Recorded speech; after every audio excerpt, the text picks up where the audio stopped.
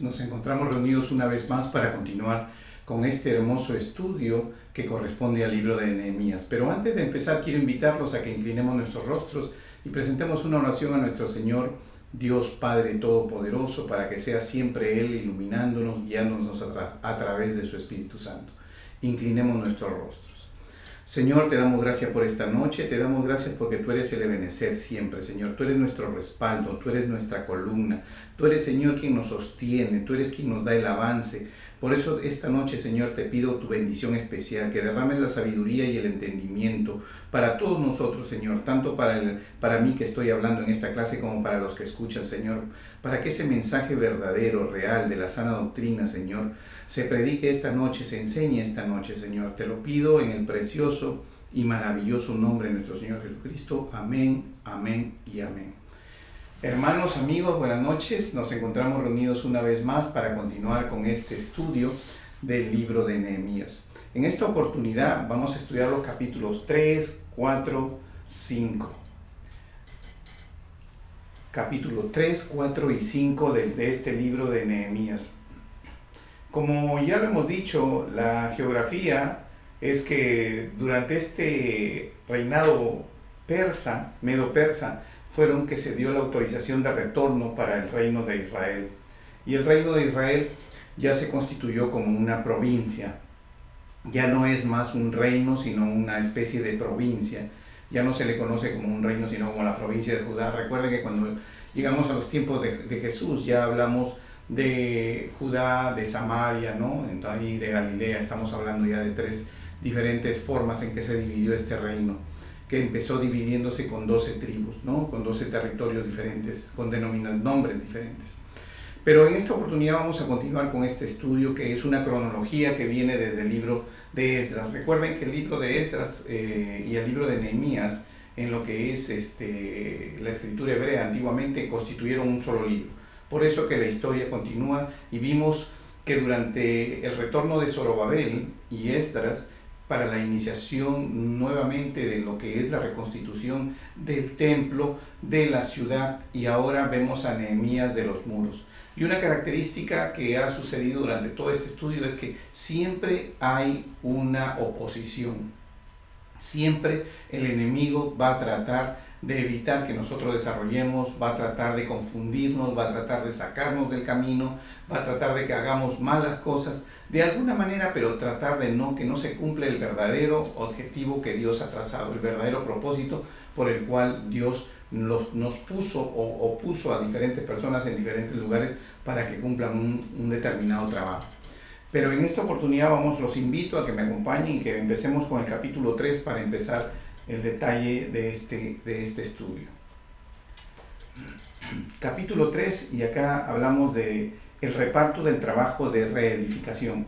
Dice: entonces se levantó el sumo sacerdote Eliasib con sus hermanos los sacerdotes y edificaron la puerta de las ovejas. Ellos arreglaron y levantaron sus puertas hasta la torre de Amea y edificaron hasta la torre de Hanael.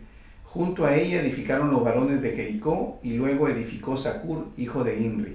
Vamos a ir viendo, quiero ir adelantando, vamos a ir viendo ahorita los diferentes grupos y que van a estar trabajando en el muro. Recuerden que Nehemías hace la función de un administrador. Él llega y organiza al pueblo, lo motiva porque estaba un poco decaído en su moral en cuanto a los constantes y permanentes oposiciones que siempre hay, pero Nehemías nuevamente anima al pueblo y organiza a los que viven ahí frente al muro para que empiecen a trabajar en forma ordenada y en forma repartida.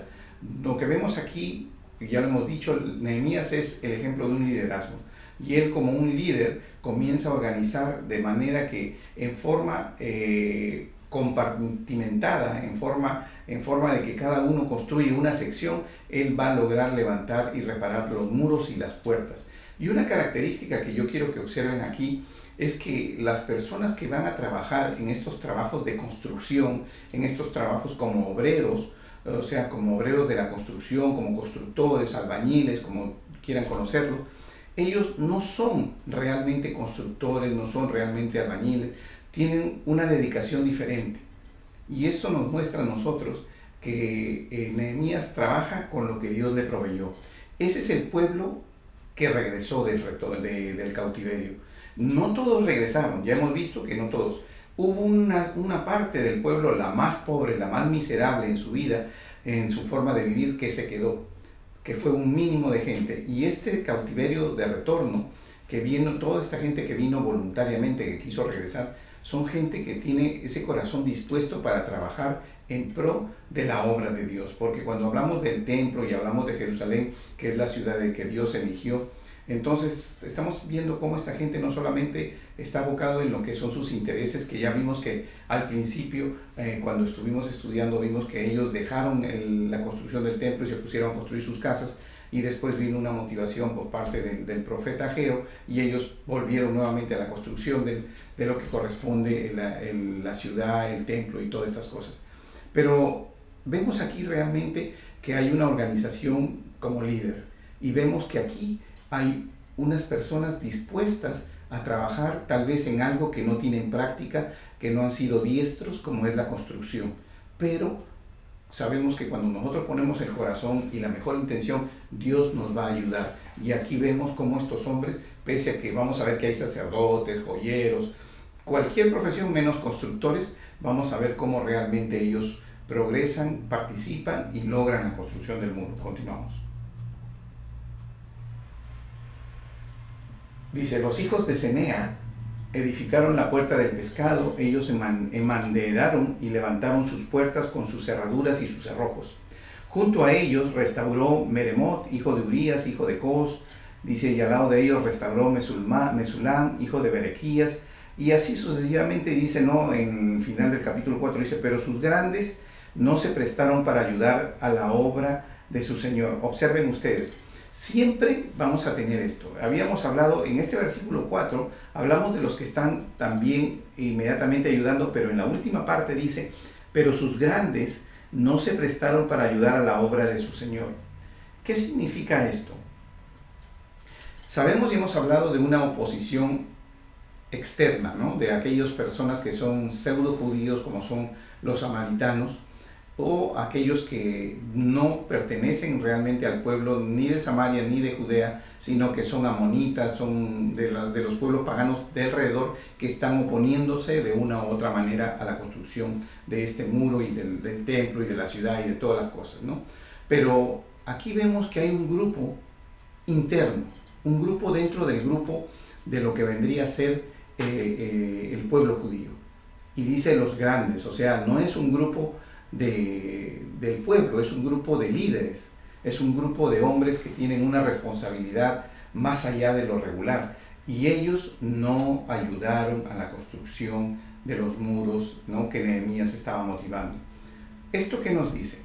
Nos dice que cuando nosotros hacemos un diseño, cuando nosotros estamos en la iglesia y empezamos a desarrollar, hay quienes voluntariamente, pese a que no están preparados, pero tienen ese corazón de empuje, vienen, se presentan, ayudan en lo que pueden, en lo que saben, tratan de aprender, tratan de hacer, tratan de lograr el objetivo para el cual se planificó un determinado trabajo. Pero hay quienes no se asocian, son solo personas que vienen, se sientan, observan, miran, critican, pero no ayudan. Pero están ahí. ¿Son parte de todo lo que es el conglomerado de la iglesia? Sí, lo son, pero aún así no ayudan. Y eso no es una novedad. Vemos que aquí, en el tiempo del cautiverio, del retorno de este cautiverio, también hubo líderes que aún, pese a que se está motivando la construcción de los muros en favor de todo el pueblo, no ayudan. Siempre vamos a encontrar esta manera en que suceden las cosas, porque estas son las características que nos dan a nosotros estos estudios para que como líderes no nos desanimemos. Como líderes no nos desanimemos en que si alguien no ayuda, mira que no estamos teniendo toda la ayuda que pensábamos, está bien que de afuera nos critiquen, está bien que de afuera nos traten de traer oposición, pero ya dentro de la propia casa, bueno, ya sabes, no es una novedad, en ese tiempo ya sucedía. Entonces, ¿qué es lo que tenemos que hacer? Tenemos que continuar, tenemos que seguir motivados. No podemos detenernos porque haya un grupo que no ayuda, no colabora, no, tal vez no está deteniendo la construcción, pero no ayuda a avanzarla más rápido. No importa. Vamos a ver en esta historia que realmente ellos en ningún momento se detienen y siempre están afirmando y siempre están ellos avanzando y tratando de lograr todo el completo construcción del muro, ¿no? Seguimos. Vemos entonces que así sucede, como lo vemos en el versículo 4. Después dice en el versículo 5, en la parte final del versículo 5, donde dice, pero sus grandes no se prestaron para ayudar a la obra de su Señor. Versículo 6, la puerta vieja fue restaurada por Joaida, hijo de Paseá, Mesulmán, y dice, no, ellos la enmaderaron y levantaron sus puertas con sus cerraduras y cerrojos.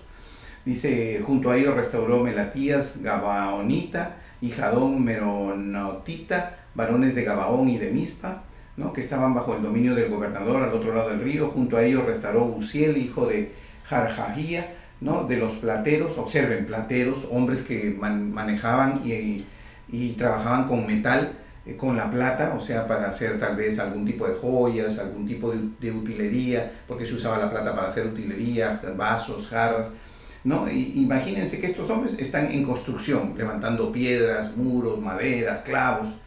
Dice, junto al cual se restauró también, dice, ¿no?, Ananías, hijo de un perfumero.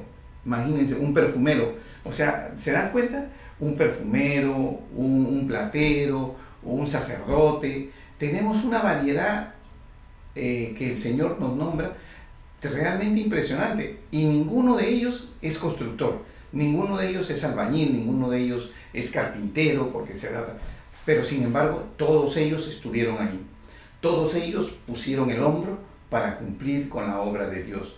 Y yo insto a todos mis hermanos que participan de una iglesia, que ven este video, que participan de estas clases, que no se queden atrás, que no sean de ese grupo de grandes, como dice en este versículo 5, que no ayudaron a la obra, sino que den su granito de arena. No, es que yo no sé hacer eso, no importa. Preséntate, di estoy dispuesto, en qué puedo ayudar, y se te asignará una tarea. De seguro que se te asignará una tarea y podrás poner un granito de arena en esta gran obra que es la obra del Señor, que además no es una opción, porque el Señor nos mandó a expandir la obra de Dios a través de la predicación, de la enseñanza, y bautizar y hacer discípulos. Y esta es una manera de hacer crecer, y somos inclusivos, o sea, incluimos a todos los que vienen y quieren participar de este engrandecimiento para la obra y la gloria y la honra de Dios. Y nos damos cuenta.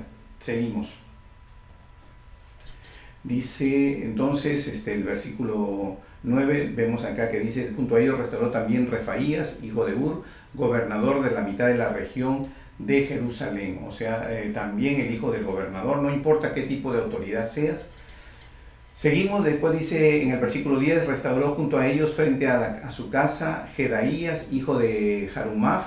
Junto a él restauró Hatús, hijo de Jazabnías, Malquías, hijo de Jarín, Jasub, hijo de Pará. Restauraron otro ramo de la torre y los hornos, y así sucesivamente. Ustedes ven en el versículo 12, versículo 13, se restaura la puerta del valle. En el versículo 14 dice, se reedificó la puerta del muladar. En el versículo 15 también dice, las puertas, la cerradura, los cerrojos, el muro del estanque de Siloé, hacia el huerto del rey, hasta las gradas que descienden de la ciudad. Y se comienza a detallar a todos los cabezas de familia, ¿no?, que participan con sus familias para que puedan lograr la obra de Dios. Versículo 16 dice, después de él restauró Nehemías, hijo de Azbú, gobernador de la mitad de la región de Bexur, hasta delante de los sepulcros de David, y hasta el estanque labrado, y hasta la casa de los valientes. Dice versículo 17, tras él restauraron los levitas. Ya sabemos que los levitas están encargados de todo lo que es el cuidado y la atención en lo que es en el templo de Dios, ¿no?, para la adoración de Dios. Después de él restauraron sus hermanos de Babai, hijo de Enadad, gobernador de la mitad de la región de Keila. Y vemos cómo comienzan todos a involucrarse. No importa si eras una autoridad política, no importa si eres una autoridad política, estás involucrado. No importa si eres una autoridad religiosa, estabas involucrado. No importa si eres una persona que solamente retornó para vivir en el pueblo, estás involucrado. Si eres un líder, estás involucrado. O sea, en la obra de Dios, todos estamos llamados a ser involucrados. Y todos podemos hacer algo por la mejor y el bienestar de la obra de Dios para la expansión. Todos, recuerden eso, todos estamos llamados y todos estamos llamados e incluidos a poner nuestro mejor esfuerzo y nuestro mejor corazón para el engrandecimiento de esta obra. Continuamos. Dice, ¿no? Versículo 20, después Barú, dice, restauró otro tramo de la puerta de la casa de Eliasib, sumo sacerdote. Vemos como dice, versículo 23 también dice, después de ellos restauraron Benjamín y Jasú frente a su casa, y vemos que todo el mundo realmente hizo lo que se le pidió, ¿no? Entonces en el versículo 25 dice, Palal, hijo de Usai, frente de la esquina y la torre alta que sale de la casa del rey, que está en el patio de la cárcel. Y así vemos que en el versículo 27 dice, después de ellos restauraron los tecoitas, otro ramo enfrente de la gran torre que sobresale hasta el muro de Ofel. ¿Qué es lo que realmente podemos resaltar aquí? Podemos resaltar aquí dos cosas. Primero, que todos fueron involucrados, todos trabajaron por la obra de Dios, ¿no? Aquí vemos que realmente esta participación, al final vamos a ver que se logra el objetivo, ¿no? Vemos cómo realmente este objetivo se logra y se llega a complementar con todo, y pese a la oposición externa y tal vez una oposición pasiva, porque recuerden que la oposición externa era una oposición activa, trató de decirle al rey de Persia que detenga la construcción, que quisieron amenazar de atacar y todo esto, pero vemos realmente que aquí no es así. Aquí hay una oposición por parte de los grandes que no quisieron ayudar, simplemente una oposición pasiva, o sea, no fueron parte de ese grupo de trabajo, no fueron parte de ese grupo realmente que promovió el cumplimiento de todo. Y vemos como aquí el liderazgo realmente fue efectivo. ¿Por qué? Porque fue respaldado por Dios. Recuerden y nunca se olviden que nosotros por sí mismos no podemos hacer nada. Que este liderazgo que estamos enseñando aquí, porque es un liderazgo aplicable el día de hoy en las iglesias, en los grupos de trabajo, funciona cuando estamos trabajando para la casa de Dios y Dios está trabajando en su casa, ¿no? Porque dice, en vano se construye una casa si que Dios no está involucrado en la obra. Y aquí vemos que está completamente involucrado apoyando a este pueblo, porque Él fue el que lo motivó a regresar. Capítulo 4, continuamos. Dice, cuando oyó Sanbalat que nosotros edificábamos el muro, se enojó y se enfureció en gran manera, e hizo escarnio de los judíos, o sea, fue y los asustó. Como siempre que hemos visto que desde el principio trataron de hacer esto. Y habló delante de sus hermanos y del ejército de Samaria y dijo, ¿qué hacen estos débiles judíos? ¿Se les permitirá volver a ofrecer sus sacrificios? ¿Acabarán en un día? ¿Resucitarán de los montones del polvo las piedras que fueron quemadas? Aquí está haciendo referencia a la destrucción de lo que es el templo de Salomón, ¿no? O sea, como ustedes recuerdan, en el año 70 los romanos vinieron y totalmente destruyeron el templo, ¿no? Perdón, en el primer templo, recuerden que fue Nabucodonosor quien vino y destruyó el templo, ¿no? Y se llevó todo y destruyó todo. Entonces, ellos están aquí haciendo mención de esto, ¿no? El segundo templo es el que lo destruyen los romanos. Estamos hablando del primer templo.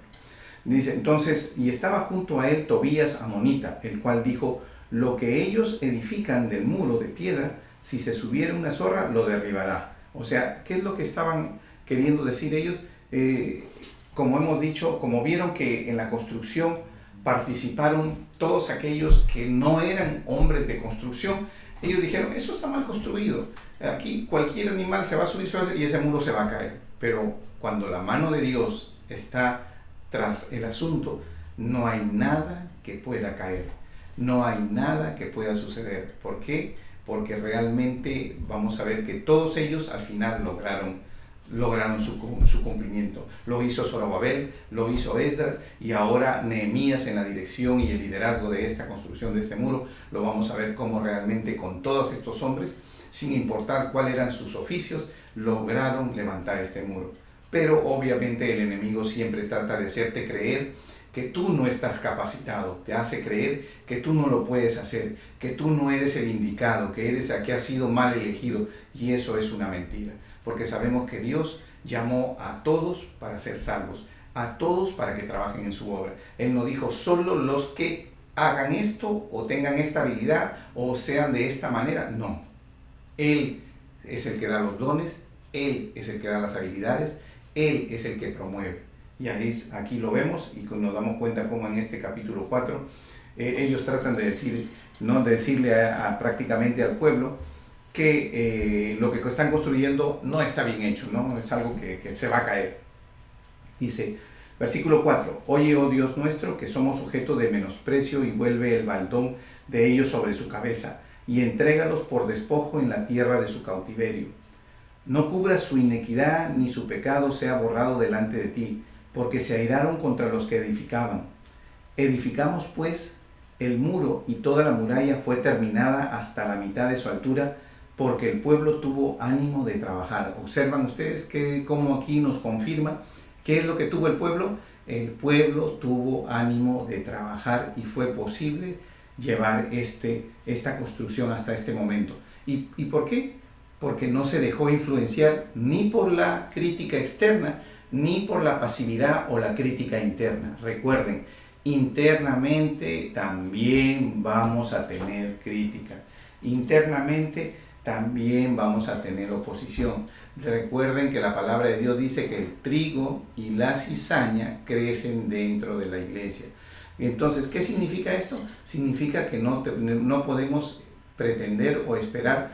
Bienaventurados los que en algún determinado momento llaman a un proyecto, al desarrollo de un trabajo, y todos participan y todos ponen bienaventurado. Pero si no fuera así, no te extrañes. ¿Por qué? Porque es normal que esto suceda.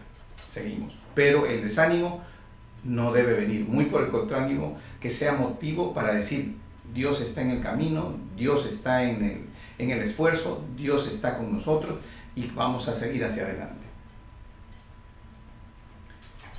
Dice, versículo 7, dice, pero aconteció que oyendo Sanballat y Tobías y los árabes, los amonitas, a los de Asdod, que los muros de Jerusalén eran reparados, porque ya los portillos comenzaban a ser cerrados, se encolerizaron mucho. Y conspiraron todos a una para venir a atacar a Jerusalén y hacerle daño, o sea, tratar de destruir la obra que estaban haciendo. Entonces, ¿qué dice que hicieron ellos? Entonces oramos a nuestro Dios, y por causa de ellos pusimos guarda contra ellos de día y de noche. Y dijo Judá, las fuerzas de los acarreadores se han debilitado y el escombro es mucho, y no podemos edificar el muro. Entonces, en el versículo 9 se hace algo muy importante. Dice, entonces oramos a nuestro Dios. ¿Qué es lo primero que ellos hicieron cuando hubo este problema de interferencia, de tratar de atacarlos, de molestarlos, de no ayudarlos? Primero oraron. Y aparte de eso, después de orar, adoptaron una medida preventiva. Como era la amenaza de un ataque, ellos inmediatamente, dice, y tomaron guarda, se pusieron en guarda. ¿Qué significa ponerse en guarda? Ponerse en guarda significa armarse, tomar su espada y estar listos para tener un enfrentamiento si en caso venían y los atacaban. Versículo 10 dice, y dijo Judá, las fuerzas de los acarreadores se han debilitado, o sea, los enemigos se han debilitado y el escombro es mucho y no podemos edificar el muro, dice, ¿no? Entonces, seguimos. Dice, y nuestros enemigos dijeron, no sepan ni vean hasta que entremos en medio de ellos y los matemos y hagamos cesar la obra. Pero sucedió que cuando venían los judíos que habitaban entre ellos, nos decían hasta 10 veces, de todos los lugares de donde volvieres, ellos caerán sobre vosotros. Entonces, por las partes bajas del lugar detrás del muro y en los sitios abiertos puse al pueblo por familias, con sus espadas, con sus lanzas y con sus arcos. O sea, ¿qué es lo que hizo? Cubrió todos los espacios que estaban abiertos, los espacios que no se habían terminado, de una u otra manera, los espacios que implicaban debilidad. ¿Y qué es lo que puede significar esto? Significa que nosotros como líderes tenemos que saber identificar en el desarrollo de un proyecto dónde estamos debilitados, en qué parte estamos fallando, dónde necesitamos poner mayor esfuerzo. Y eso es lo que ellos hicieron para evitar que la obra sea dañada y que la obra sea al final tal vez hasta detenida. Ellos reforzaron los lugares que estaban debilitados o no se habían concluido. ¿Pero qué significa eso? Hay que saber identificar cuál es, y eso es una estrategia, eso es una manera realmente de hacer las cosas bien. Y por eso que orando Dios nos da la sabiduría, nos da la guianza a través de su Espíritu para que nosotros actuemos certeramente en las cosas que debemos hacer. Seguimos. Entonces dice, versículo 12 dice, 13, entonces las partes bajas del lugar. 14 dice, después miré y me levanté y dije a los nobles y a los oficiales y al resto del pueblo, no temáis delante de ellos, acordaos del Señor grande y temible, y pelear por vuestros hermanos, por vuestros hijos, y por vuestras hijas, y por vuestras mujeres, y por vuestras casas. Y cuando oyeron nuestros enemigos que los habíamos entendido y que Dios había desbaratado el consejo de ellos, nos volvimos todos al muro, cada uno a su tarea. O sea, inmediatamente que el peligro se había disuelto, había cesado, no esperaron quedarse sentados, inmediatamente volvieron al trabajo. Dice, desde aquel día la mitad de mis siervos trabajaban en la obra y la otra mitad tenían lanzas, escudos, arcos y corazas, y detrás de ellos estaban los jefes de todas las casas de Judá. Los que edificaban el muro, los que cargaban, con una mano trabajaban en la obra y en la otra tenían la espada. O sea, no había nadie que se exoneraba del trabajo de la obra. Y eso no significa que porque estoy trabajando en la obra no puedo hacer otra cosa. Puedo hacer todo lo que sea en pro y en beneficio de que esta obra siga avanzando. Estoy haciendo algo, pues si tengo que ayudar a mi hermano o tengo que llegar un poco más temprano para poder acomodar, para que todos cuando lleguen no pierdan el tiempo y podamos avanzar, eso es como tener la otra mano ocupada con algo más. O sea, aparte de mi labor principal al cual fui asignado, puedo tal vez poner un poco más de mí y ayudar para que esto no sea interrumpido ni se atrase por propio desarrollo de las circunstancias, ¿no? Que era lo que hacían. Ellos aún los que tenían la espada, estaban ayudando con la otra mano lo que podían. Y eso significa que había no solamente una buena planificación, sino que el corazón entregado a la obra de Dios. Recuerden, el corazón entregado a la obra de Dios es el primer requisito que todo hombre tiene que tener cuando va al servicio de Dios, cuando se hace cristiano, cuando reconoce a Jesucristo en su corazón. Dice 18, porque los que edificaban cada uno tenía su espada ceñida en sus lomos y así edificaban, y el que tocaba la trompeta estaba junto a mí. Seguimos. Dice, y dije a los nobles y a los oficiales y al resto del pueblo, la obra es grande y extensa y nosotros estamos apartados en el muro, lejos unos de otros. En el lugar donde oyereis el sonido de la trompeta, reuníos allí con nosotros, nuestro Dios peleará por nosotros. Nosotros pues trabajábamos en la obra, y la mitad de ellos tenían lanzas desde la subida del alba hasta que salían las estrellas. También dije entonces al pueblo, cada uno con su criado permanezca dentro de Jerusalén, y de noche sirvan de centinela y de día en la obra. Y ni yo, ni mis hermanos, ni mis jóvenes, ni la gente de guardia que me seguía, nos quitamos nuestro vestido. Cada uno se desnudaba solamente para bañarse. O en otras palabras, siempre estamos listos. Eso es lo que quiere decir. Manténgase, hermanos, siempre listo, ¿no? En el caso de ellos, obviamente, está hablando de una cosa física que ellos estaban haciendo, pero lo que nos quiere decir el día de hoy es, hermano, siempre listo, siempre dispuesto. Seguimos, capítulo 5. Dice, Entonces hubo gran clamor del pueblo y de sus mujeres contra sus hermanos judíos. Había quien decía: nosotros, nuestros hijos y nuestras hijas somos muchos, por tanto hemos pedido prestado grano para comer y vivir. Y observen, aquí ya terminamos en el capítulo 4 esta presentación y estos problemas sobre el muro, y ya hablamos ahorita, pasamos en este capítulo 5 a ver un poco sobre los problemas propios ya del desarrollo y la convivencia como pueblo de Israel, como el pueblo de Judá, ¿no? Y aquí vamos a ver cómo realmente están haciendo ellos. Y miren lo que ya vienen y dicen: tenemos problemas, no tenemos economía, no tenemos plata, estamos cortos, dice. Y había quienes decían: hemos empeñado nuestras tierras, nuestras viñas, nuestras casas para comprar grano a causa del hambre. O sea, no se trabaja, y esto es necesario verlo, porque hay gente que cree que solamente puedo ayudar, que solamente puedo dar, que solamente puedo ir a la iglesia, solamente cuando no estoy en necesidad. Porque si tengo una necesidad, tengo que abocarme completamente a la necesidad y dejar las cosas de Dios. Si tengo que trabajar, porque me falta un poco la economía, tengo que dedicarme las 12 horas de trabajo y cansado venir a descansar y no poder ir a darle un tiempo a Dios. Eso es lo que está diciendo, y eso es lo que Dios no desea. Dios desea que seas esforzado en tu trabajo, pero que reconozcas que aún esas horas de trabajo que tú tienes es gracias a la gracia que Dios ha tenido de concedértelo.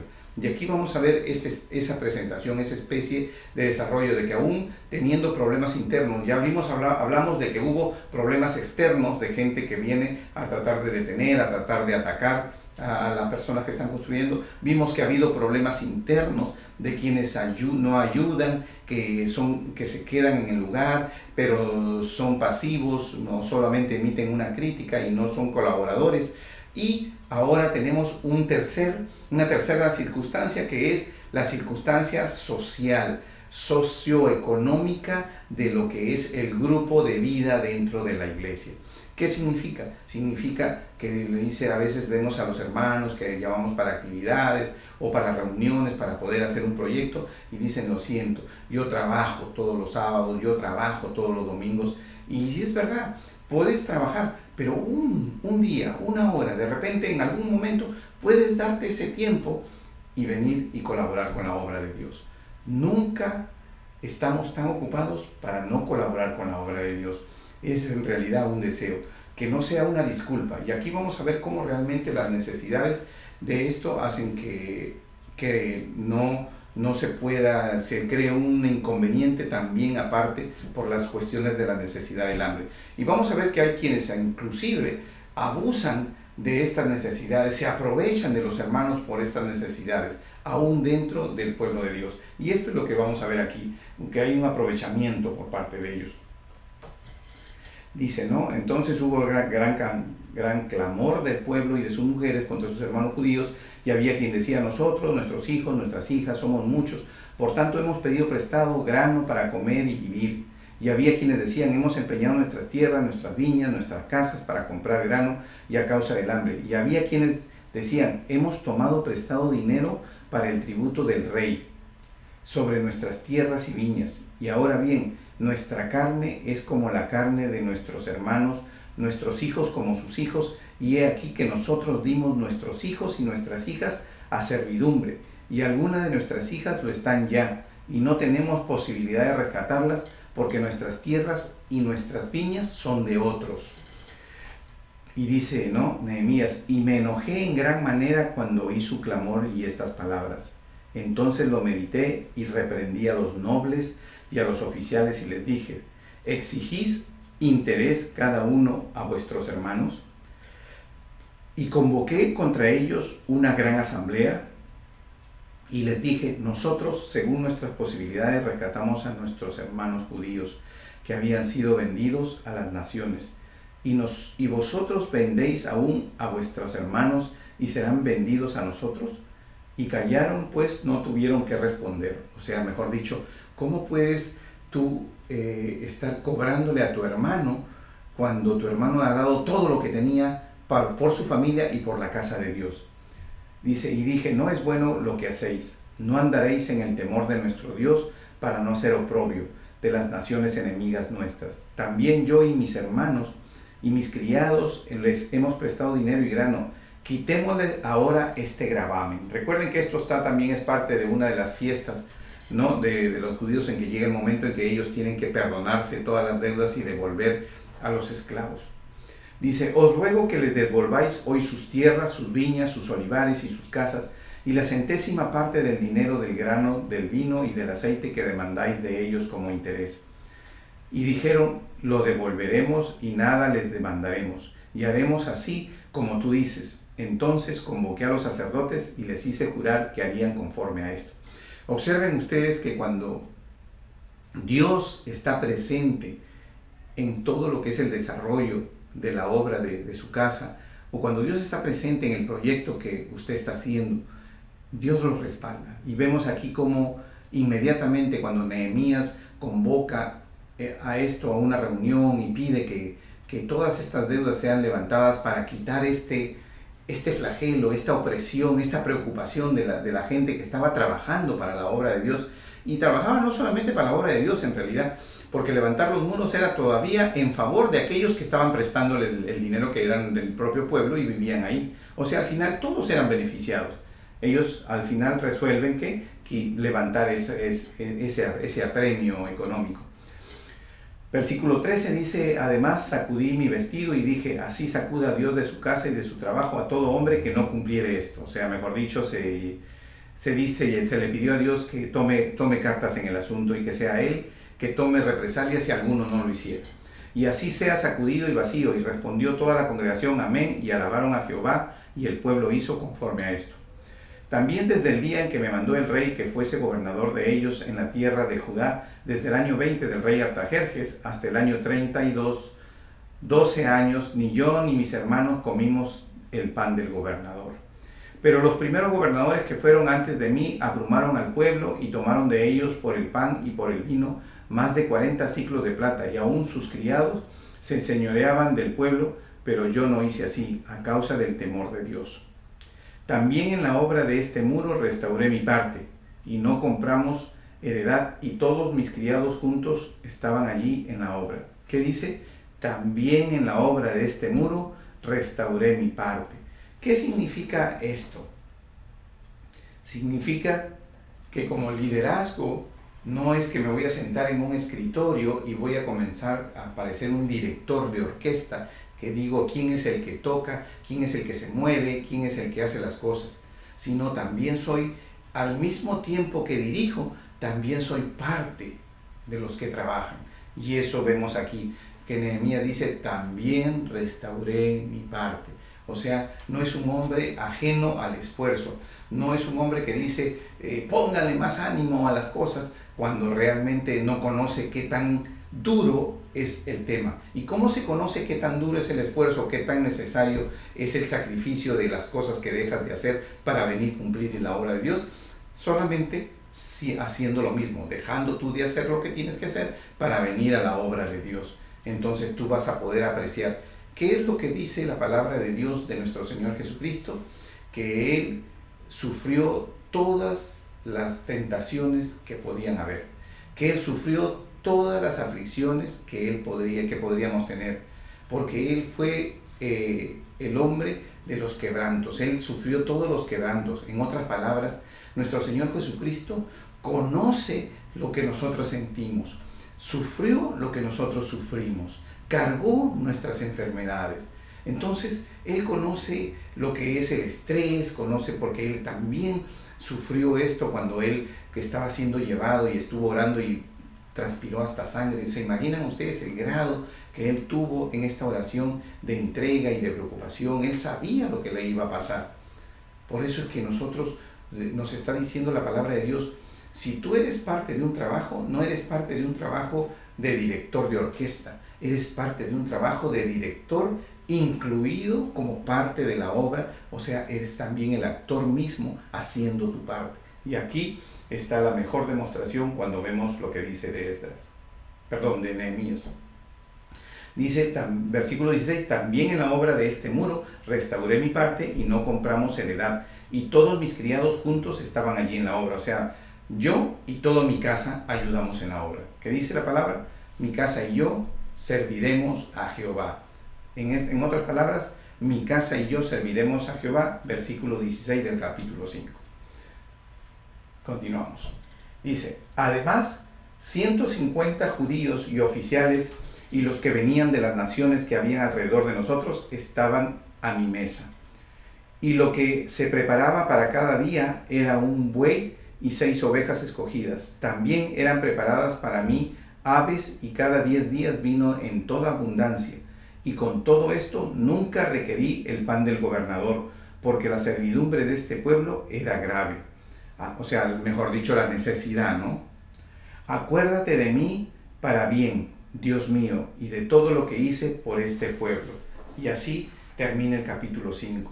En este versículo, ¿no?, que podríamos decir, podría ser una especie de decirle a Dios, Señor, acuérdate de mí en todo este tiempo que te sirvo, ¿no? Yo me voy a dedicar a tu obra, yo voy a hacer lo que tú me mandas, yo voy a ser obediente, pero acuérdate de mí, porque de repente por estar más dedicado a la obra he descuidado algo sin querer, algo no que tenga que ver directamente con la obra de Dios, pero que tenga que ver con la responsabilidad como hombre, como padre, como hombre de dirección.